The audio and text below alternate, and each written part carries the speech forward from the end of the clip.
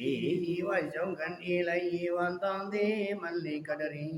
ولكونه صلى الله عليه وسلم صلى الله عليه وسلم أهلا لذلك فتقبلها مني بفضلك واجعلني من عبادك الصالحين ووفقني بابتراءتي على الدواء بجاهي عندك وصلى الله على سيدنا محمد وآله وصحبه أجمعين اللهم إني نويت بالصلاة على النبي صلى الله عليه وسلم رسالا لأمرك وتصديقا لنبيك سيدنا محمد صلى الله عليه وسلم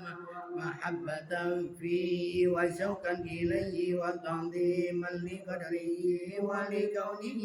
أهلا لذلك فتقبلها مني بفضلك وإحسانك وأزل حجاب غفلة عن قلبي واجعلني من عبادك الصالحين اللهم إنه شرفا على شرفي الذي عليته وعز على عزي الذي عديته ونورا على نوري الذي منه خلقته وعلي مقامه في مقامات المرسلين ودرجته في درجات النبيين وأسألك رضاك ورضاه يا رب العالمين مع العافية الدائمة والموت على الكتاب والسنة والجماعة وكلمة الشهادة على حقيقتها من غير تغيير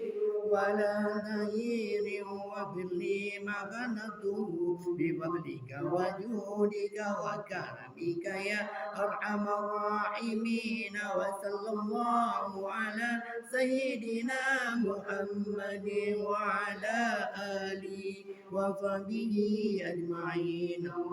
الله على سيدنا